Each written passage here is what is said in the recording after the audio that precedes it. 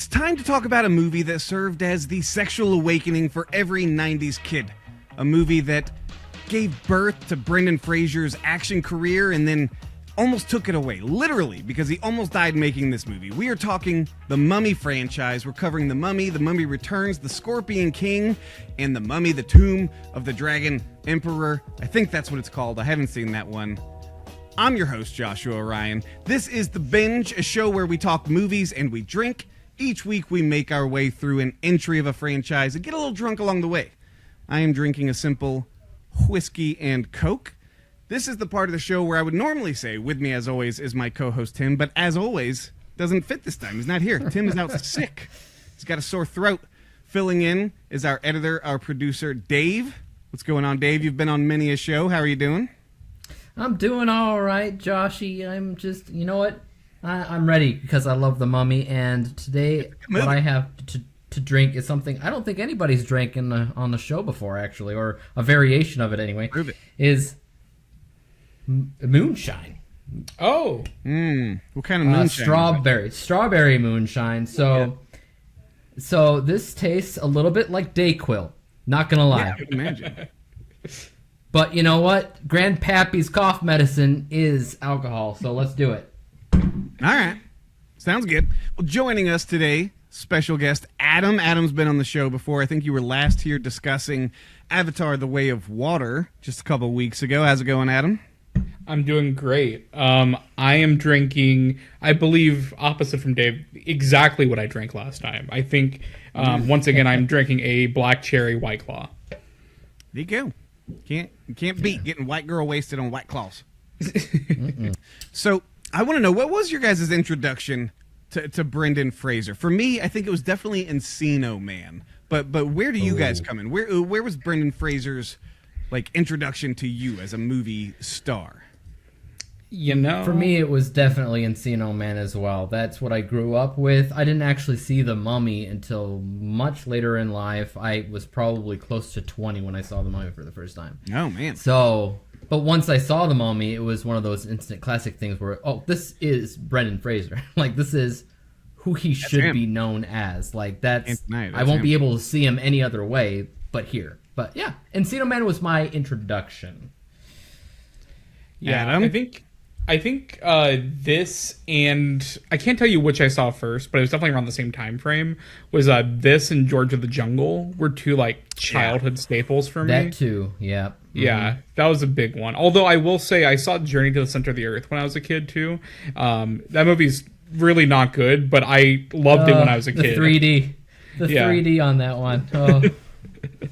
So before he became the action star with The Mummy, he had Encino Man, he had School Ties, Airheads, George of the Jungle, and Blast from the Past, which came out this same year, 1999. Blast from the Past, which is where Christopher Walken is his dad, and they live in a bunker because they think the world ended, and then he comes up and he's just a sheltered little boy who's lived in a bunker his whole life, and then he falls in love with Alicia Silverstone. Did you guys see that one?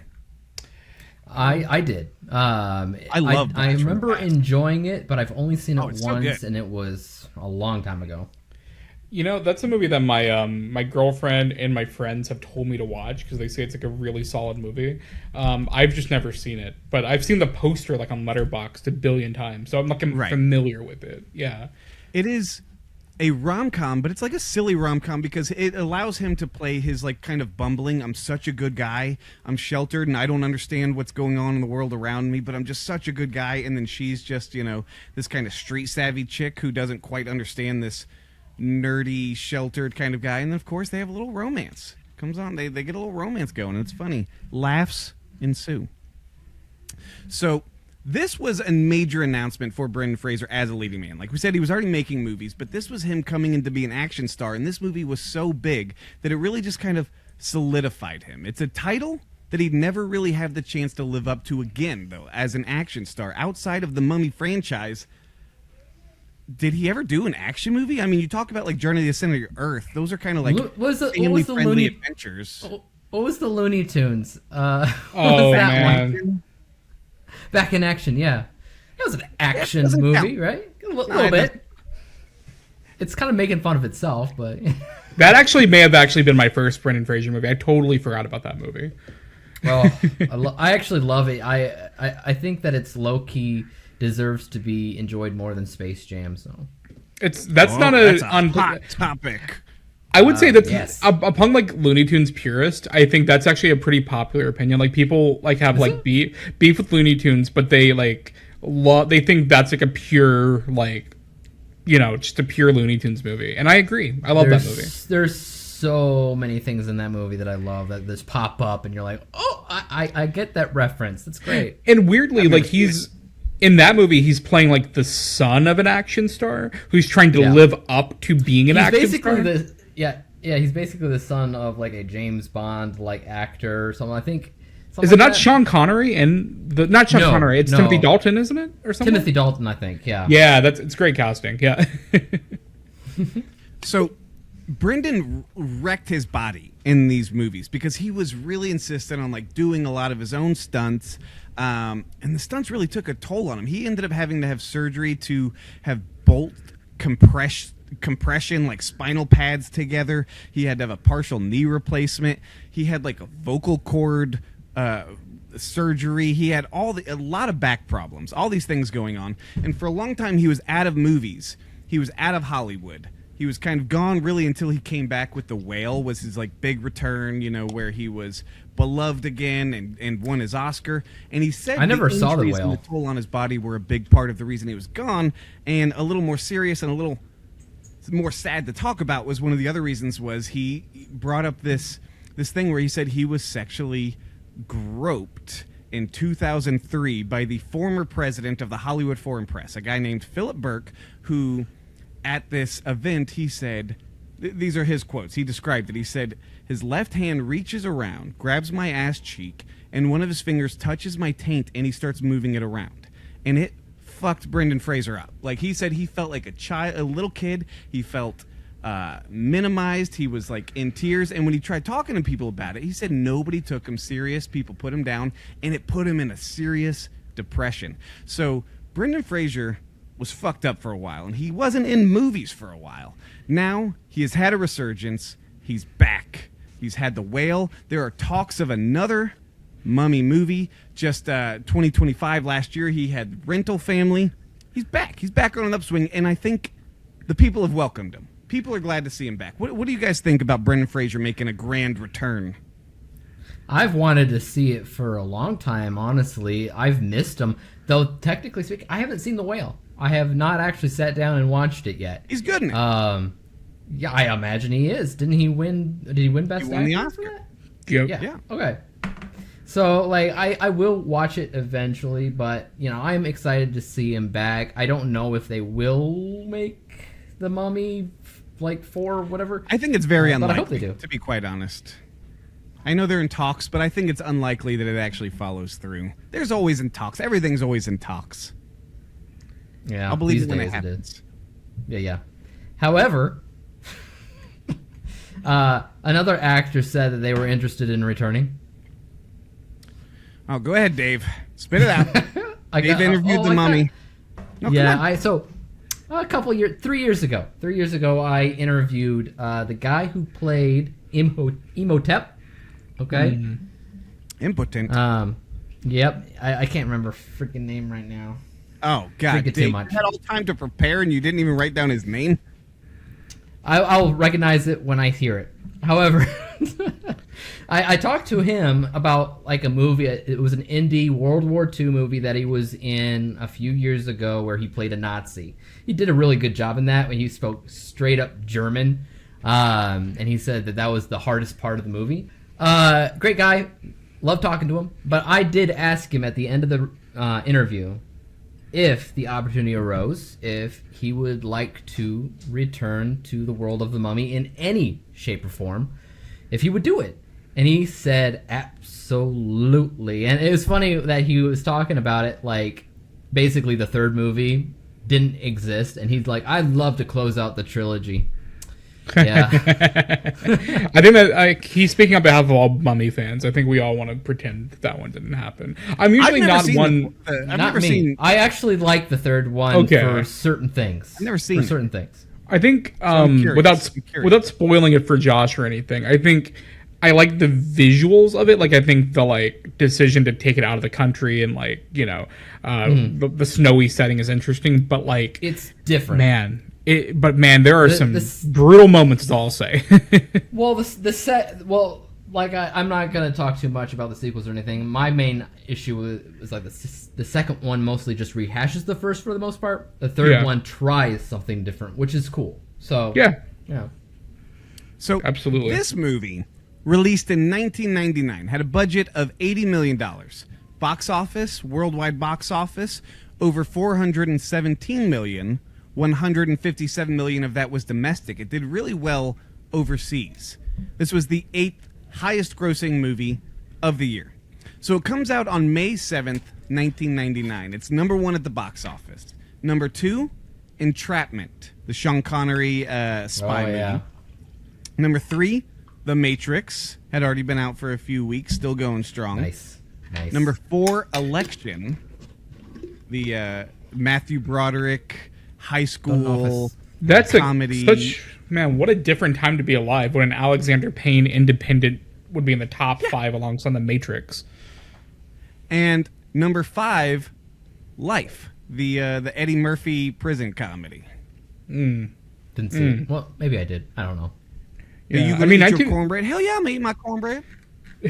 99 is considered to be like the best movie year, like at least as far as like wide releases go. Yeah, I know. I was looking at the lineup of movies that were like number 6, 7, 8, 9, all the way down the line. I was like, these are good movies. This was just the theater was stacked at this time.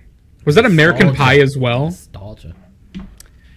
It's 99, yeah. American Pie. Yeah, I mean, I like comedies, blockbusters. I mean, Phantom Menace was that year, off the top of my head.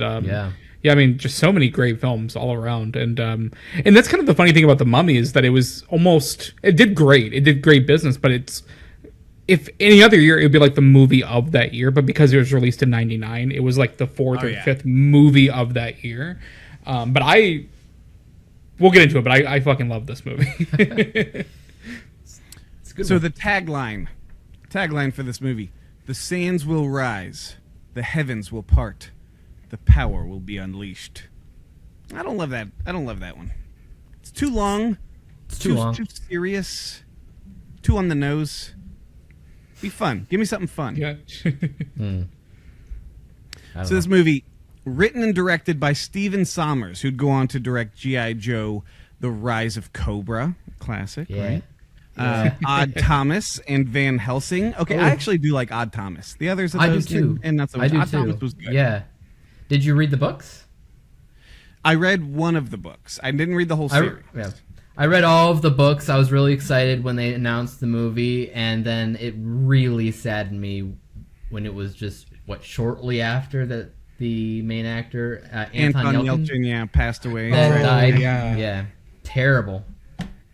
Yeah.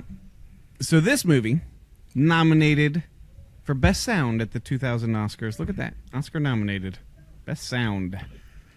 This movie lives on as a major attraction at Universal Studios. Now, yes. Adam lives by Universal Studios. He's probably ridden this ride 100 times, right? How many times have you ridden The Mummy? So it's actually funny that you brought this up because this is going to sound weird for a second, but I promise it'll make sense.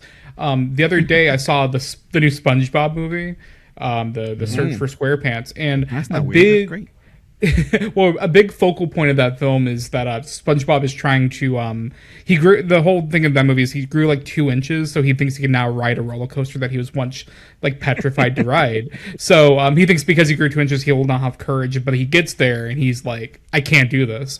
And I wrote in my Letterboxd review, I mean, this is literally what my relationship with Revenge of the Mummy was, because I had this exact thing where I got tall enough, I thought I would just magically be cool with roller coasters, and then I got to the front of the queue and I'm like, I told my dad, I'm like, I can't do this, I have to leave. And it became like almost like David and Goliath with me, where I was like terrified of taking on Revenge of the Mummy. And then one day my uncle took me to Universal and he was like, dude, if you don't ride it, you're never gonna ride it. And I was like, you know what, you're fucking right. I'm not, like, I was like 12, I'm like, yeah, hell yeah, I'm gonna ride it. And I got on it. Right, Uncle?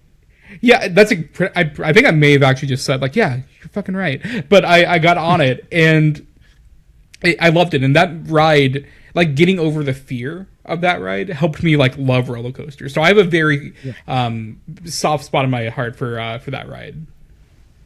I rode it once, and I enjoyed it because it was like those bugs, the bugs part, the Beatles, where they shoot out little compressed air at your legs, and it makes you feel like you got the bugs crawling up your legs. Oh man, you're gonna give me nightmares. Good stuff. You can blame Disney for that one because they invented the technology with the Honey I Shrunk the Kids attraction, where they invented that technology where it's like snakes were coming out of the audience, and they shot it on your legs to make it feel like snakes were like sliding through the audience. God. They invented the technology of shooting air at your legs? Fuck them. But it was like they like sprinkled, so it like genuinely felt like it was like crawling on you. It was weird. Yeah. Now the Mummy is always shut down. This ride gets shut down a lot. It's always malfunctioning. There's a lot of fire on this ride. They just shoot fire at your face, and they're just like, hold on tight. It's the Mummy. Get ready. Did you guys see this in theaters? I saw this. I was 10, 12, in that range when this movie comes out. I saw this in theaters. God, what a movie to see in theaters at that age. 10 to 12, seeing this in fucking theaters was like hitting puberty. I hit it, and I probably really did hit it in this moment when Rachel Weisz walked out at some point. I was there. I was like, this is puberty. This is what it feels like. I did not see it in theater, like I said. I did see it much later in life, but I did just watch it with my kids for the first time. So they're like 10, so I don't know if they enjoyed it as much as they probably could a couple years from now, but it's a good one. So yeah, I saw it probably when I was more like 18, 19 is probably when I first saw it. I was, if this was 99, I was like 1 year old when it came out, so I don't think my mom was taking my infant ass to that movie. Sense. But I do. This was, I will say, a Hollywood video staple in the Sidorius household. This was a constant. Nice. I re-rented it to the point where my mom's like, "Okay, I'm gonna fucking get it for you for your birthday because we can't afford to keep renting this movie. It doesn't make any financial sense." On VHS, 100%. I had this on VHS tape and the sequel on VHS. Yep. I had the first two. Bangers. So rewatchable. Now, of course, there was your old classic Universal black and white Mummy movie, which this is not really a remake of. It's kind of a remake of the idea of that movie, but entirely new characters, entirely new premise, just the same kind of idea of a mummy being a villain is really all they kept.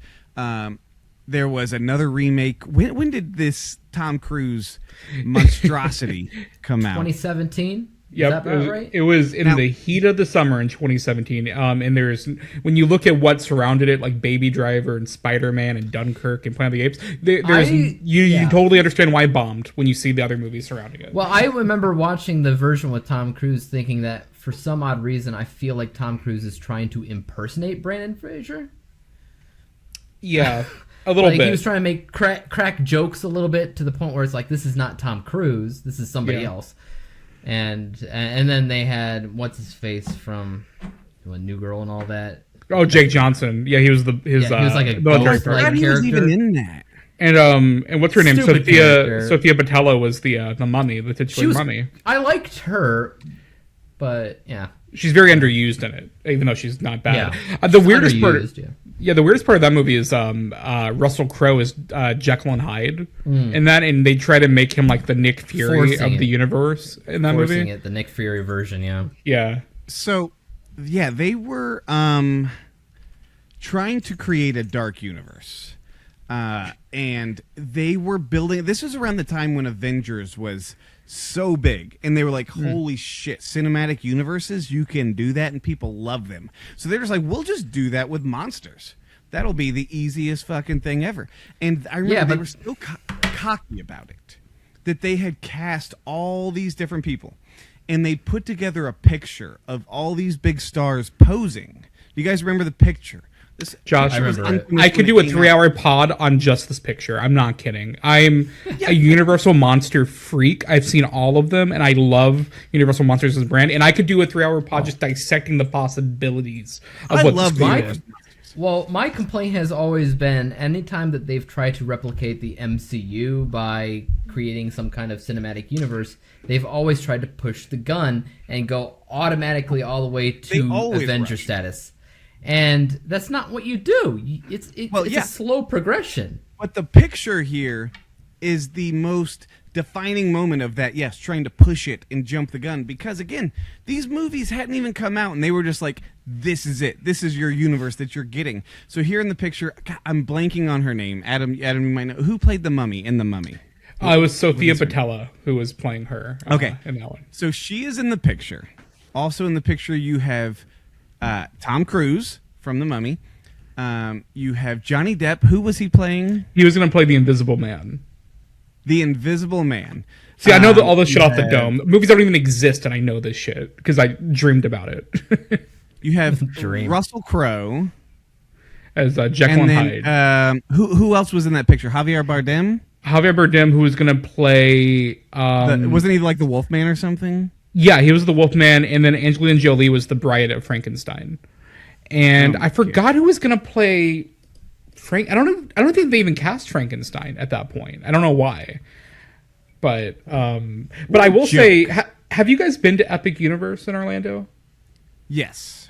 Not me. I've never been to Orlando, so. Oh, okay. Well, if you when you go to Dark Universe there, if you end up going, it's I go there, and first of all, I'm just excited because it's an amazing land, especially if you're a Universal Monsters fan. They did an amazing job with it.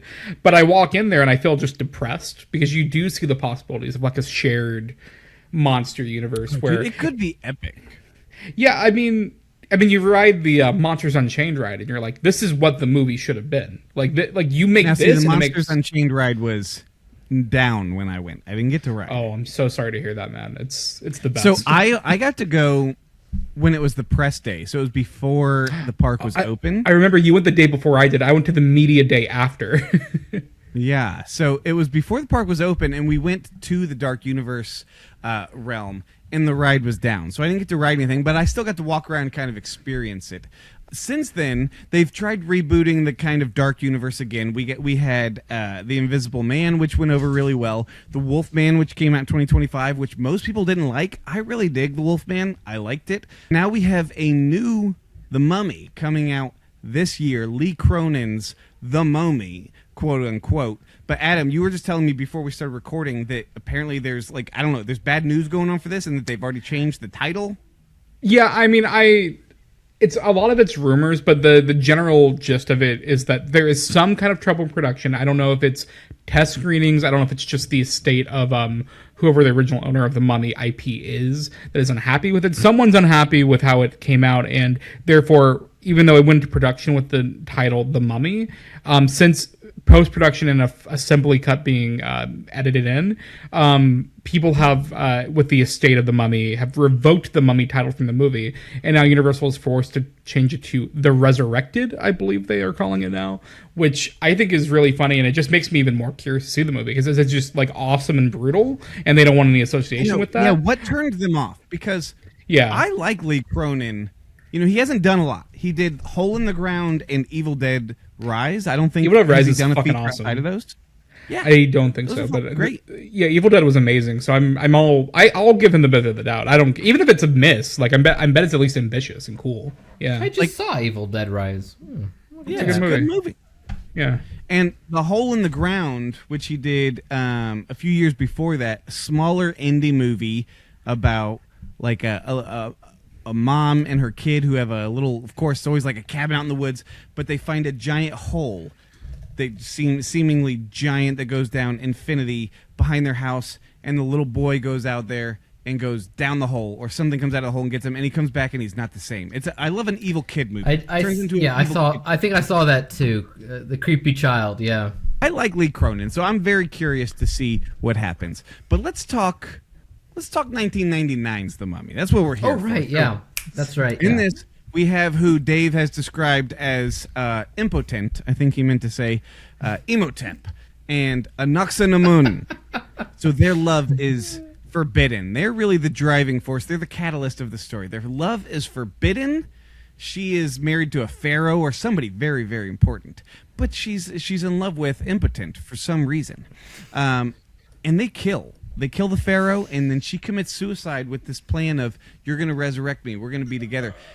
I have questions, though. I do have questions. Because when they catch Imhotep, and they're going to do this big, hey, you fucked up. You fucked the pharaoh's wife? But that's already bad. Then you guys killed the pharaoh. That's super bad. You fucked up multiple times. So we're going to give you the worst curse we can possibly give you. We're going to give you the worst death we can possibly give you. That's really what the whole premise is here. It's a burial where you get eaten alive by scarabs, and they put a dark curse on you, and they bury you like alive, and it sounds horrible. But if they do this death curse to you, it means if you are ever brought back, you are the most powerful being, and you are unkillable, and you are just like a god. Why would you ever do that to somebody? Why would you give them that power? Well, it's not their problem anymore. Of the death. Weigh your pros and cons. Hey, you're going to hate being eaten by a scarab. I know you're not going to like that. But if you ever come back, we're going to have to guard you forever, because this jumps ahead 3,000 years or 2,000 years or something. And if we have to guard you forever, and if anybody ever brings you back, you are a god who can kill everybody. Why would you do that?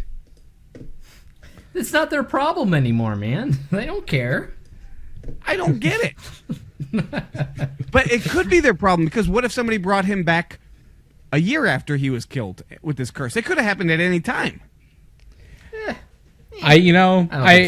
I think Stephen Summers, the auteur that he is, I don't know if he was thinking about the what ifs. I don't know if the Goldblum was in his ear asking about just because we could doesn't mean we should. I think he just thought the imagery of putting him in a fucking sarcophagus of beetles, which has always stuck with me. The imagery of beetles in this movie was a childhood nightmare for me. Scarabs. Yes. Yeah. My kid looked away. He had to look away because he's like, I don't want to see this. Dude, it's scary. Not to jump ahead, but like the shot of them like entering that dude's skin, like that is like a top like that, and then like Seed of Chucky and like shit like that. Like those are like core like childhood memories where I was like traumatized by it as a kid.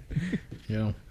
Of all the Chucky movies, it was Seed of Chucky that traumatized. Yes, because it's because he's I think it's just because when I was a kid, like I wasn't scared of like the plain face Chucky, but when he's all like scarred up, they just made it scarier for me.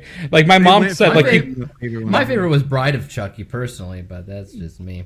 I hated all of them equally when I was a kid. I respect them now. I love them now, but when I was a kid, I was like, he was my op. I was like, I hate this guy. I hate this Chucky. I got to tell you, the mummification process, I think I'm out on that. I don't want that. I wouldn't like any of that. I'm claustrophobic. Suck the brain out the nose. Yeah. I just wouldn't want it. So we jump ahead 3,000 years after they give this bad guy a curse that makes him immortal for some fucking reason. It makes no sense. Oh, you know what your punishment? You become immortal and powerful. Shut up. I don't get it. But anyway, so we have Brendan Fraser as Rick O'Connell. He's in the French Foreign Legion. We also get our introduction to Benny, who's not really the villain. He's kind of like a comedic relief antagonist who is a soldier who plays a big role later. And we just see he's just a big tool. He's a coward. I like Benny, though. I don't know who the actor who plays Benny. I didn't take the time to look it up, but he's good. I like him. He did a good job. Well, one thing that I noticed right here in the beginning, it doesn't stay like that, but right in the beginning, I noticed that every character had headdresses or hats or whatever. The only people that didn't of importance were Brendan Fraser and Emotep. Well, these were the only people that didn't. He's the American in the French Foreign Legion.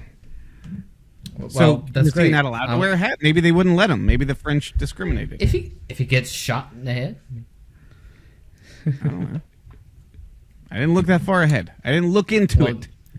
Well, come on, Joshy. Come on. Now, a lot of the times when you have a fantasy action adventure movie like this, they take real life legend or lore into it. So I kept looking, everything they talked about, I was Googling. Is this real? So Hamunaptra is the place they're trying to get to. It's not real. It's not a historical location. There's no legend. They made it up for the movie. I thought it might be real. I was a little bummed. So they're trying I love the mirage that turns into an actual place. I love that. Oh, that's great. Okay, yeah. Listen, I had that in my notes as, what the fuck was that? They're like, I'm going to show you how to get to Hamunaptra. Just wait here. And they're like, what are we waiting for? Just wait. And the sun just comes up, and then it appears out of nowhere. It's a mystical, magical area. I love it. I like that. I like that too because it feels very distinctly 90s. Like I don't know how to describe it. It just feels like because if you like put that in a movie today, people would be so like cinema. This is what I always say when I see people nitpicking. Like it's very cinema sinsy, like where they like have to like attack it at all angles, and I'm like, man, sometimes it's just movie magic. You gotta like just appreciate the camp, let it go. And like that's what I love about this movie. Like every time I'm watching it, like it's such a perfect like little like you rented it from Blockbuster. Yeah, it's super cheesy, and yeah, there's like weird editing choices, and there's like little like it's like yes, all the criticisms are valid, but that's part of the good of it. You know what I mean? That's what rocks about the Mummy. I give it to you. I'll give you that. Now, before we got to where they see Hamunaptra appear out of nowhere because the sun came up, Brendan Fraser was a prisoner. So we didn't see this part, but this part's important to talk about because Brendan Fraser, according to him and others on set, almost died during the hanging scene. So he is a prisoner who's getting put to death. Did they even tell you the details of why? Did he like fucked somebody he wasn't supposed to fuck or something? It's like the joke they make or something. I forget what they did. I know that he was surrounded by the people that got him hostage right in the beginning, but I think they make a joke. I don't know. He fucked the wrong person. Yeah, I mean they give some narrative relevance to Imhotep, I guess. So the hanging scene in which he gets rescued by Evelyn. Wait, can I back up? You missed the best joke in the movie. Of the guy who's hanging him is like, any final words or any final request, and he goes, "Loosen the noose and let me down." And he looks at his master and he's like, "Can I let him go?" And he's like, "No, you can't let him go." Great. That like is just an all-time joke for me. I laugh every time I see it. I've seen it 100 times and it makes me laugh every time. There is an all-time joke for me here. I have it written in that it makes me laugh every time. We'll get to it in just a second. So, but when he performs the hanging scene, he apparently actually gets hanged a little bit. It gets too tight. There's not enough slack, and he goes unconscious from it. And they have to like cut him down, revive him, bring him back, and he's just like, "Holy shit, I almost died." And he describes it. I had it written in my notes. I don't know where it is, but he described it as like, oh, here it is. He says, "The next thing I knew, my elbow was in my ear, the world was sideways, there was gravel in my teeth, and everyone was really quiet."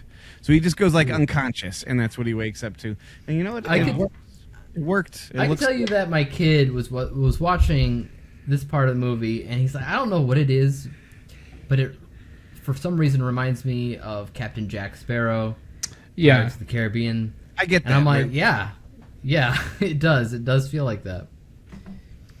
100%. I think that's a good comparison. I actually had the same thoughts, and I don't know what it is specifically. I think it's just the swashbuckling adventure of it. It has a swashbuckling nature of it. Campy fun of it, and just leaning into the silliness while also delivering some really good action and some good, good characters. It's good stuff.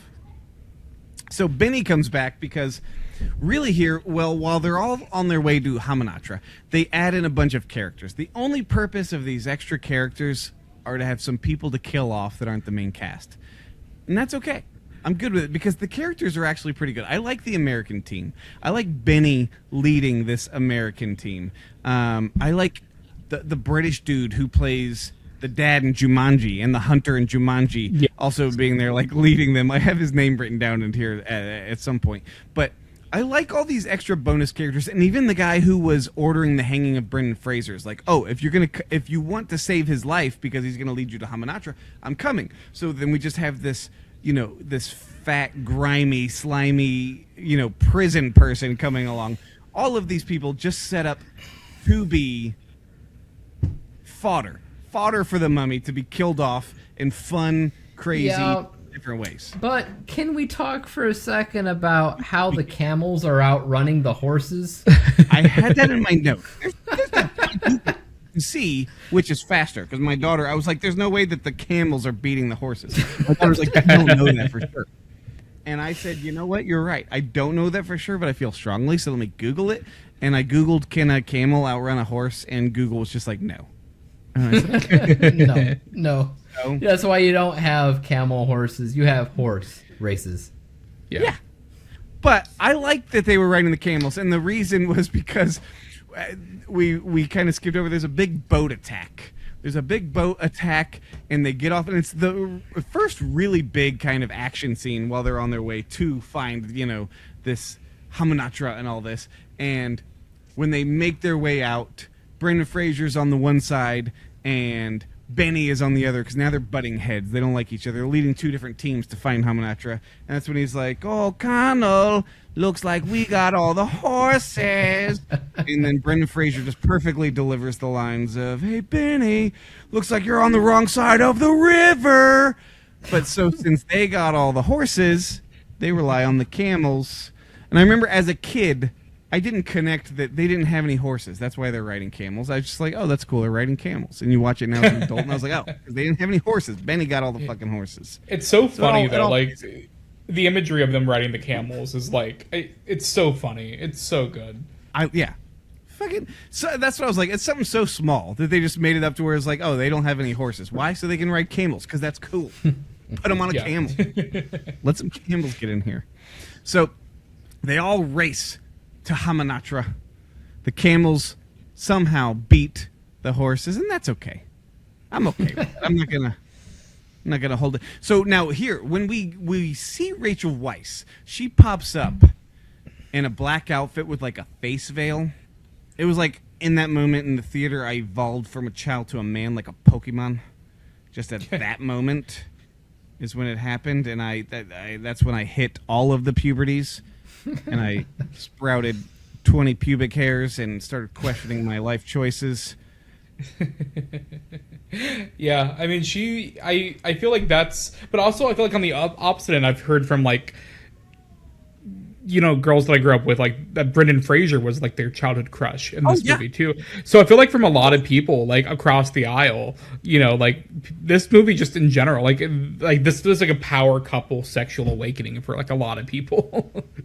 I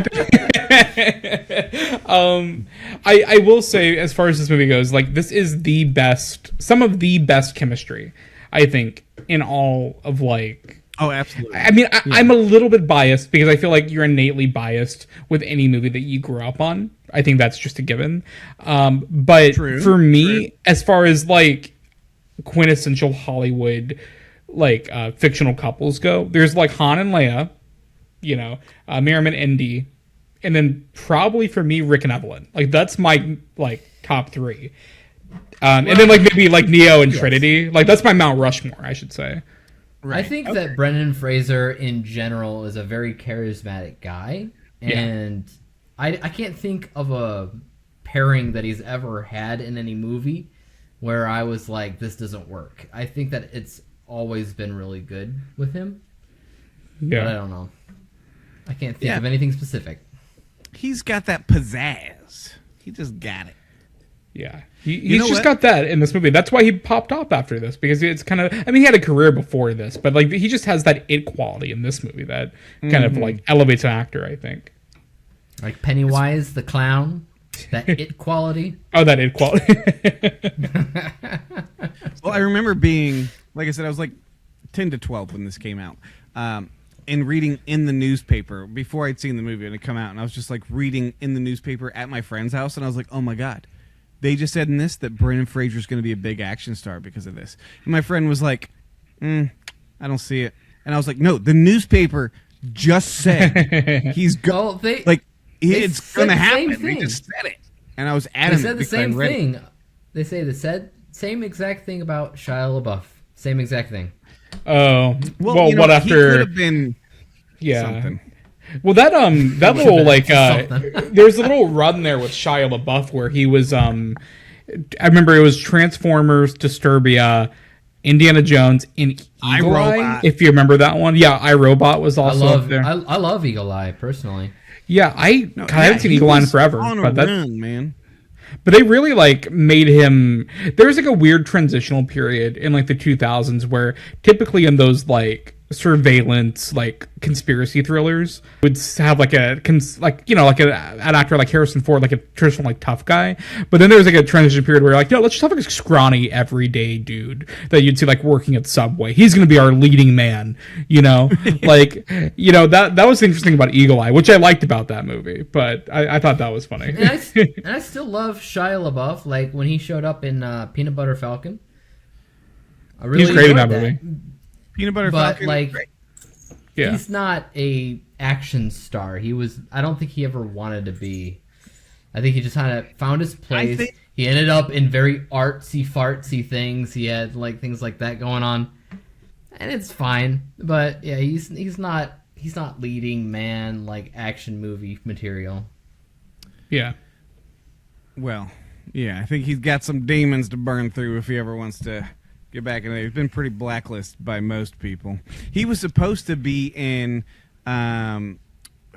what was the damn movie where they were in? Oh, it's Perfect Suburbia. No, it's not. It's actually in your head. We're in the Matrix. Just 2 years ago, they replaced him with Harry Styles.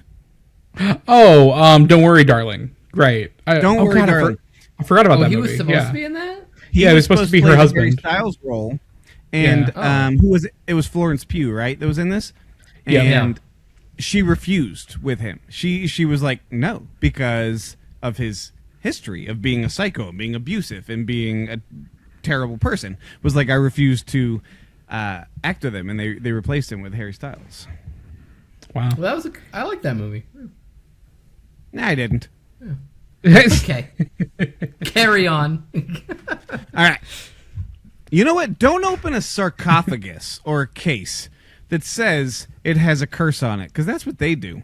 And I'm not a very superstitious person, but I'm not opening a case that's hey, this is cursed. Don't open it. And there's a dead guy. Why would you do that? Evil Dead, right? Had the Book of the Dead is notoriously, right? Yeah, I mean, he literally listens to a recording that says, "Do not open this book," and he opens it. Big warning. Big warning. My next note was never read from the Book of the Dead. Don't do it. Nope. Jonathan Hyde.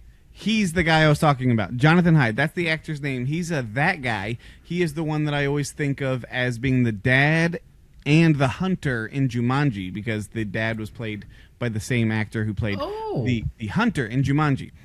You're right. He had a great 90s run. He was in Richie Rich. I think he was the dad in Richie Rich. Jumanji. Yep. He was in Anaconda and Titanic. And this movie. What a 90s. Those are all of those movies. I mean, Richie Rich is probably the least relevant of them, but for the most part, all of those movies, especially Jumanji, we have new Jumanjis and new Anaconda still going. All these movies are still relevant for the most part. Yeah. So good job, Jonathan Hyde. Very much of that guy. I had no idea what his name was. I had to Google it, but I like him. He's always smarmy. He's always proper and wealthy and smarmy, and he just plays it so well. Yeah. Oh yeah, he's the one who wakes up. When his line delivery, when he wakes up and Rachel Weisz is just reading from the Book of the Dead, and he's like, "No, you mustn't ever read from it." Then why did you get it? Why did you bring it out? You knew what it could do. Why did you put it out? If there's a Book of the Dead in a movie and nobody reads it, somebody did something wrong. So imagine that. Imagine if they were just like, "This is the Book of the Dead. If you read from it, demons come out," and then they just never. Bad things happen. You open the box, Pandora, whatever.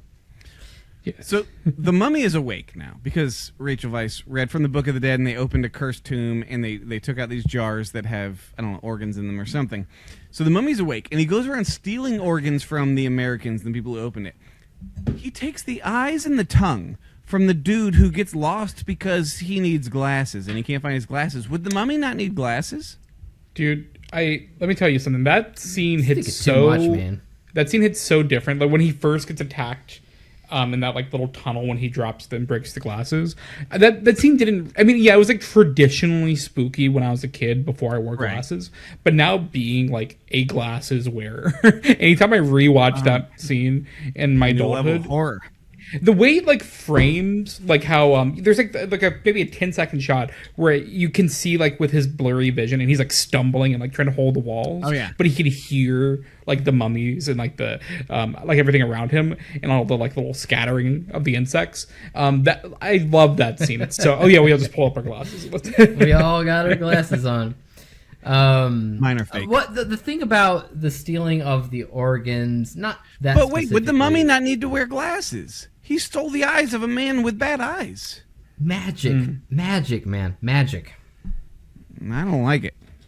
It reminded me of a couple of things. The first thing that it reminded me of was Hellraiser.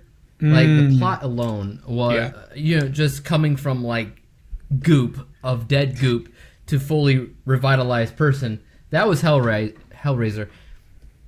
But the other thing, I guess, would probably be Jeepers Creepers. Yeah. A little bit? Yeah. Because he gouges out eyes, right? Yeah. Yeah. Where'd you get those? What are you going to do with them peepers? Yeah, get those exactly. Man? Oh, yeah. I haven't seen that in forever, but that was a big traumatization of me when I was a kid. Like, I should not have seen that movie. That was filmed very near where I live, like 20 minutes from my house. Oh. Were you there? Yes, I was the creeper. No, where they're following and they see the creeper dumping the body down the a tube at the church. That church was just demolished like 4 years ago, but it was like 20 minutes from my house. Wow. You know, it was 20 minutes away from my house when it was filmed. Me, because I was visiting your mom. Yes, but also Rudy. Oh, okay. I lived in the South Bend, Notre Dame area, so yeah. That makes sense. That's a classic. Yeah. Yeah, for okay, sure. Did the people like Rudy there, or did they think Rudy was a little bitch and the movie was exaggerated? Because that's normally what I hear. People don't like him. I actually really like Rudy, but that's just people me who personally. Knew him, Dave. Knew him? I don't know. I don't know the people that knew him. All right, but I can tell you that my mom snuck into the filming location when they were actually filming. Like, they had closed off the stadium, like with chains and everything, but she had snuck in under the gate and tried to get in since she was in there. I helped her in. Yeah, she was there for sure. No, I was there with her. I helped her in. They read an incantation. So at the end, when they're fighting the mummy here at the end, again, the Book of the Dead brings them back.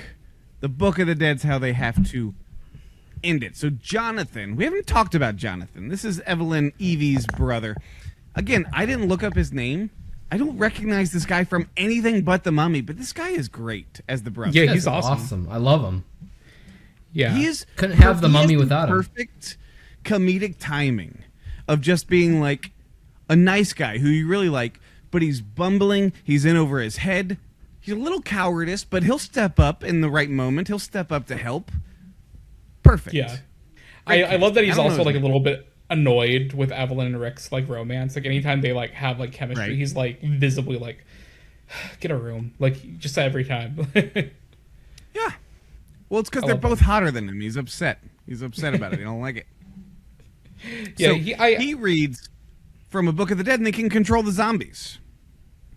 Awesome. And it makes way for like a good like little set piece at the end. Like his all the like the Brendan Fraser like dueling with like the swords and everything, and I love when he that one line where he like kills all the mummies and he just goes mummies, like perfect. Like I love that bit so much. Well, it's not just the Book of the Dead, because there was also those like, I don't even know what to call them other than like blessed flower vases that were the things that Imhotep was trying to collect to resurrect his girlfriend. So they had that plot going on. So yeah, there was a lot. So his whole plot is to try and bring back the girlfriend. He has to kill off all the people who opened his tomb to fully reinforce himself. He's terrified of cats. Terrified of cats until he's full form. Then cats can go fuck themselves. You don't care. But at some point, he kidnaps Evelyn because he's going to use her to reincarnate his girlfriend. He makes a deal with Brendan Fraser and them, and you know what? All the bad things the mummy did, this may be the worst. He's a liar. He tells them, you come with me and I'll spare them. So they're like, okay, and she goes and he's just like, kill him. The mummy's a liar. This mummy's a fucking liar. His word means nothing. But that's just he's like, technically, what is his role? He's in ancient Egypt. He was a high priestess, right? That was his like technical role? I think so. Maybe, man, but I don't trust him. He should be honest, right? As a high priestess, he should be honest. I would be. What's this? I can't remember exactly, but in the 2017 movie, I believe that like she also was like a very sincere princess or something, and then they like fucked her over and they put her in the. So that's like a common theme. It's like them getting fucked over corrupts them and makes them into like a pretty much just an asshole when they're the mummy, which I love because you don't want a nice mummy. You want an asshole mummy that you want to beat up. I like that when Jonathan can control the mummies after he reads from the book and can control them, he just orders them to kill Anaxanamun, who is just a rotting corpse wandering around trying to get Evie. And just immediately, she comes back, and he's just like, kill her. And immediately, she's just stabbed to death again. And you have fucking Emotep's just like, no! Not again! Jesus Christ, my wife! Again! He's just like immediately. She's back, killer. It's a great. That's one thing I like about this movie a lot is that every character relatively has like almost like a poetic circular kind of like character arc. Like everyone kind of just gets what's coming to them, which is a very 90s 80s kind of trope of just like, there's no like moral ambiguity. Like everyone that's good is good and everyone that's bad is bad, and they all get what's coming to them. If you're sincere of heart, you get the riches, you get the girl, you get everything. And if you're an asshole, you get locked in a sarcophagus, you get stuck with in a tomb. It's very traditional in that way, which I love. You always got what was coming by the end of the movie. You were exactly the nerd. You got what was coming every time. So because the mummy is immortal, but he reads another incantation, and that makes a ghost horse-led buggy, comes and carries away the mummy's soul, which makes him mortal. And then they can just stab him. This is just a wild movie. What a crazy thing to happen. What a crazy way to end it. Well, if they didn't stab him, what would have happened? Like, would he just been like grown old and just been a normal person? Man, you think I'm saying that the stabbing is wild? There was a ghost horse buggy. Oh, that was cool. That was normal. That was normal. I see those every day. No. That was good. I liked it, but it was crazy, man.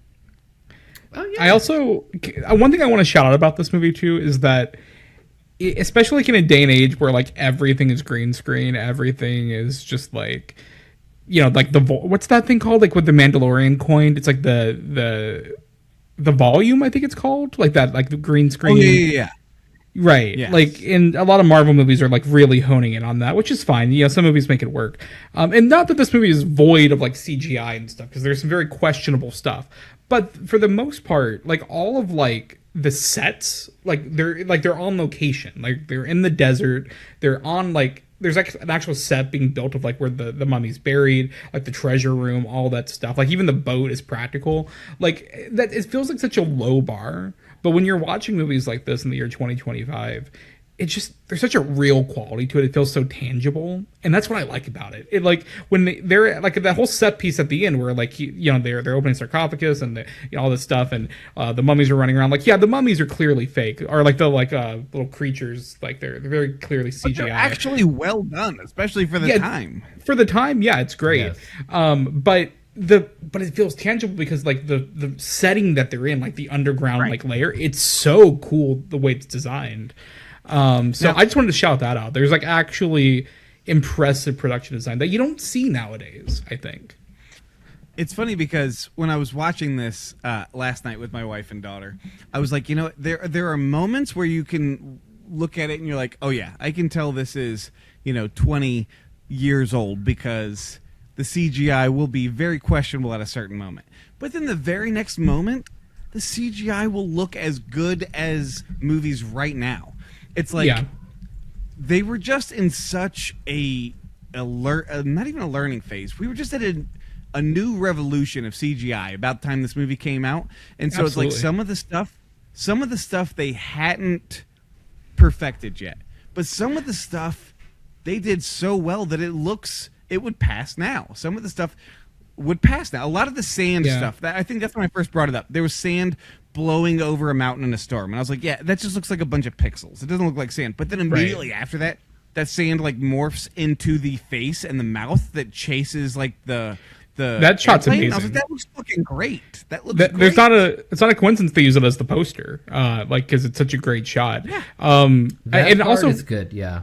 Yeah. I mean, for listeners and for you guys, like if you haven't seen it, I highly recommend the show on Disney Plus. It's a mini series called Light and Magic, which is about the ILM, which it goes all the way from the early days of like the miniatures on Star Wars to today. But they cut the entire 90s segment where they talk about the evolution period of the 90s, especially 99. They have an episode about how 99 is like the most pivotal year for CGI and visual effects ever. And they talk specifically about The Matrix, The Mummy, and Phantom Menace all coming out like in the same month window, which is fucking nuts, by the way, that happened. And it felt like visual effects changed overnight. So I recommend watching that if you just want to see movie history. That was, if there was any complaint that I had about this movie at all, it would probably be the use of CGI at times. I mean, 99 really was the time when a lot of CGI was being introduced. But it's easy to watch this movie and not complain so much about it because it's the sequel that is often referred to as the worst. So this one is we got often some bad CGI to talk about next week. And I anticipate that. That's very exciting. But this one, it's not that bad. But I mean, you can tell. Obviously, you can tell. I would say primarily when Imhotep is first being reborn, and you see the mummy, and it's all CGI, and you can tell that it's like not real. But the tone of the movie, I think, helps make it so you don't care so much. Yeah. No. Yeah, absolutely. I agree. Now, when we're at the end of this movie, they find they stab him to death. There was a trope of the 90s, and they sometimes still do it today, but I feel like 90s is when they really honed in on this, where the hero tries to save the bad guy still, who has been terrible and tried to murder you the whole time. And it's like, I'm going to try and save you. And so they're trying to escape, and the ceiling is coming down to crush, and Benny is there. Benny's trapped, and Rick is like, give me your hand, Benny, I'm going to help you. I'm like, what do you mean, give me your hand, I'm going to help you? Benny has been the sidekick to the mummy this whole movie, feeding all the humans. He tried to kill you. He tried to trap you. Fuck Benny, man. Fuck Benny. Leave him in there. Why are you trying to help him? It goes into ethics. It goes into morality. We're supposed to believe that this guy, no matter what, is a good guy, and he's going to do what's right. But we have seen Rick O'Connell shoot and lead. He's a soldier. He's a colonel. He is okay with killing the enemy. We know this for a fact. Side characters that we don't care about, okay? That we don't have names for. Benny, we know. We like. We want to keep him. Oh, you know what? Speaking of Benny, the joke that I said always gets me. We totally bypassed it.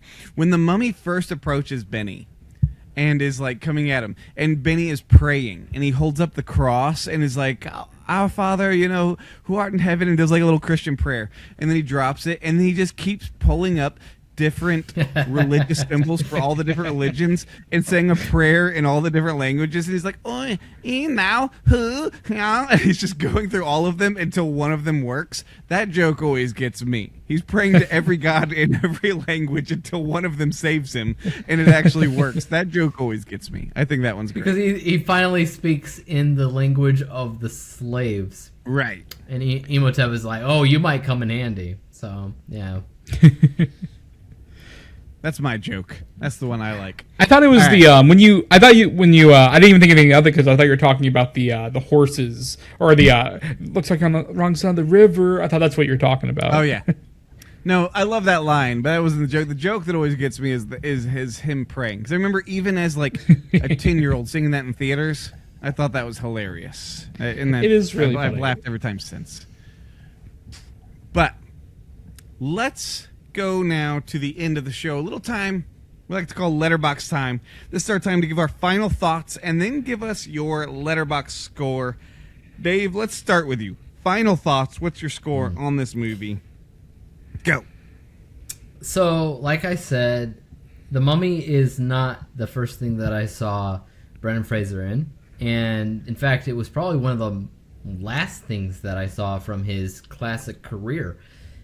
But as soon as I saw it, I felt almost immediately, this is who he is. This is who he is known for, which is a very rare thing to feel.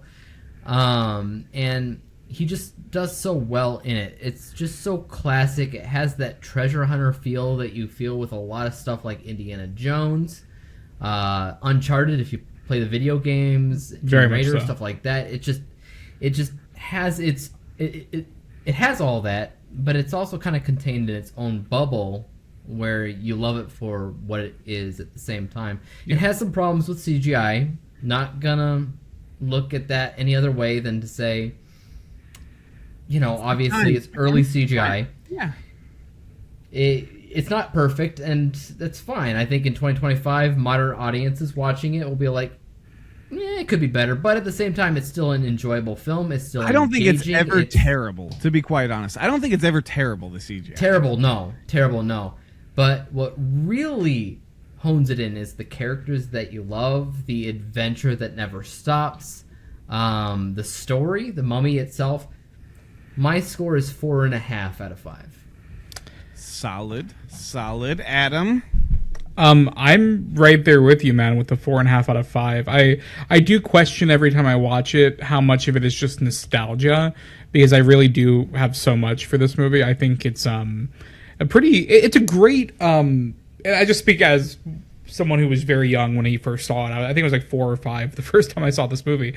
I think it's a great gateway adventure movie. Like, if you can't quite handle like the intensity of like other ones, like this one is, even though it has some pretty like scary stuff with like the scarabs and stuff, like it's just really fun. It's really cool. It has a great sense of adventure to it. The chemistry is great between all the actors. The production design, the score, we didn't even really talk about that. The score is amazing for this movie. Right. I think it just nails everything. Like it's simultaneously so old fashioned, but it also feels a little bit ahead of the time for the 99. Like it feels like it kind of sets the stage for like what blockbusters are going to feel like for the next few years. It's a 4.5 for me as well. It may even be a 5 if I'm not nitpicking it. I don't really, because honestly, I watch it. Nothing bugs me about it. I recognize it's not a perfect movie, but also because they're bugs. Yeah, but I'm watching it and I'm like, nothing here annoys me. Like this is like as far as I'm concerned, perfect. Okay. I mean, I love this movie. Like I said, I saw this movie in theaters when I was like 10, 11, 12. And I was like, yeah, this is great. I had it at like, probably at that point, I wasn't scoring movies at that point, but I probably would have put it at like 4.5 out of 5, yada, yada. And I've seen it a ton of times. And then I went through a phase, I don't know, maybe late 20s, early 30s, where I thought I was getting very more prestigious with my reviews. And I remember watching it and being like, it's less than I remember. And I knocked it down. So when I pulled it up on my Letterboxd, it was a little bit lower. It was a 3.5. And after I watched it, I was like, this isn't a 3.5. What was I thinking? I had dipped trying to be like, I don't know. It's pointing out just all the flaws. And I was like, no, this movie's just a fucking really fun, really wild, really great adventure movie. I'm bumping it up. It's back to a 4. A 4 out of 5, which I think is a completely fair rating for it. It's a great movie. I enjoy myself every time I watch it. I've seen it many, many a times. I'll probably watch it again at some point before I die, I hope. That being said, let's see what the people of Letterboxd think. This movie has an average rating of a 3.6 out of 5. That is out of 6 101.5 thousand reviews. The most common rating is a 4 out of 5, making up 26% of the ratings. So that is it. That is The Mummy. That is Brendan Fraser. We have 3 more of these to go, including the spin-off, The Scorpion King. Man. Adam, do you want to do The Scorpion King or no? You know what? The funny thing is, I've never seen The Scorpion King. I've never seen it. If there's one spinoff to watch, it's The Scorpion King. But like, we'll talk about it when we jump off. We'll talk about it because we don't have anybody. We don't have anybody locked for Scorpion. Maybe. So, Adam, tell the people where can they find you on the socials or the TikToks or whatever you do. Oh man! Well, first of all, thank you guys for having me. I will always jump on a platform to praise The Mummy. That's a given. I will say you can find me first praying at the altar that they do make The Mummy 4 because I think I need it in my life. But I want it. I'm just skeptical. I wanted to. You'd think I'd be burned by legacy sequels by now, but there's just something about this that feels a little too enticing that I can't pass it up. But after that, after you find me praying, you can find me on my podcast, Films for Breakfast, where I cover all the new releases, and I'm doing a Spielberg series this year, where Josh will be joining me in February to talk about Indiana Jones and the Last Crusade. So you can catch him then. And then my website, filmsforbreakfast.com, where I do all my written reviews. So you can find me on both platforms. Nice. Dave, do you want to tell the people to look at you anywhere? You can look at me everywhere. Hey. You can find me on Interpreting Everything on YouTube and on all the socials and stuff like that. On Instagram, I also have stuff where I put out quick reviews where it's just basically a blurb of my main thoughts, but otherwise I have full thoughts on movies that I watch. And anytime I watch something, I review it, even though it's a rewatch, a second rewatch, a third rewatch, I review it, so I just keep going. I probably shouldn't, but I can't help but do it. But there you go. That's where you can find me, Interpreting Everything. All right, well, that is going to be it for the show. If you are listening on audio, be sure to check out our YouTube and our socials if you're looking at us on video. Remember, we also have an audio version to listen to while you're driving. We will be back next week with The Mummy Returns, and I will catch you on that flippity flop.